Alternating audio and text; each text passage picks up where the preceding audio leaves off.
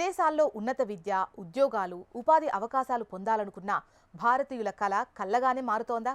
అమెరికాలో ట్రంప్ అధ్యక్ష పగ్గాలు చేపట్టినప్పటి నుంచి వలసవాద విధానాల్లో మొదలైన కఠిన ఆంక్షలు అగ్గి ఇప్పుడు కెనడా, ఐరోపా, ఆస్ట్రేలియా ఇలా ప్రపంచమంతటా నిరసనల రూపంలో రాజుకుంటోందా? విదేశాల్లో భారతీయులకు సామాజిక, ఆర్థిక భద్రత లేకుండా పోతోందా?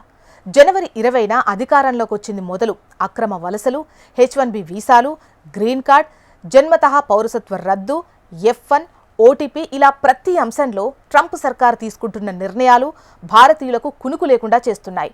America first, make America great again నినాదాలని చూపిస్తూ విదేశీయులపై ట్రంప్ విధిస్తున్న ఆంక్షలు ఇండియన్ల డాలర్ డ్రీమ్స్ను కల్లలుగా మారుస్తున్నాయి. భారతీయ వస్తువులపై 50% దిగుమతి సుంకం విధింపు నిర్ణయం ధర్మిలా యుఎస్, ఇండియా మధ్య ఉద్రిక్తతలు తీవ్రమయ్యేలా చేశాయి.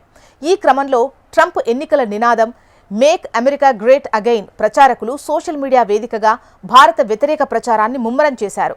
భారత్పై ట్రంప్ తీసుకున్న తాజా చర్యలను గట్టిగా సమర్థిస్తున్న కన్జర్వేటివ్ ప్రముఖులు భారతీయ ఉద్యోగులతో పాటు కాల్ సెంటర్లపై కూడా ఆంక్షలకు పిలుపునిస్తున్నారు.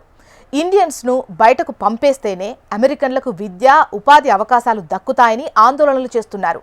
ఇక వలసవాదులపై అమెరికాలో మొదలైన వ్యతిరేక నిరసనలు కెనడా, ఐరోపా దేశాలతో పాటు ఆస్ట్రేలియా వరకు వ్యాపించాయి.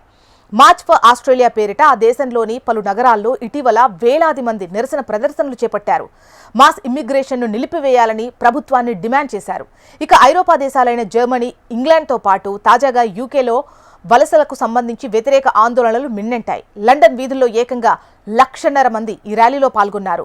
వార్సా, డబ్లిన్, బెర్లిన్ నగరాల్లోనూ వలస వ్యతిరేక ఆందోళనతో రోడ్లన్నీ కిక్కిరిసిపోయాయి. భారతీయులతో పాటు విదేశీయులు వెంటనే తమ దేశాన్ని విడిచిపెట్టి వెళ్లిపోవాలని కెనడాలోనూ పెద్ద ఎత్తున నిరసనలు వెల్లువెత్తాయి.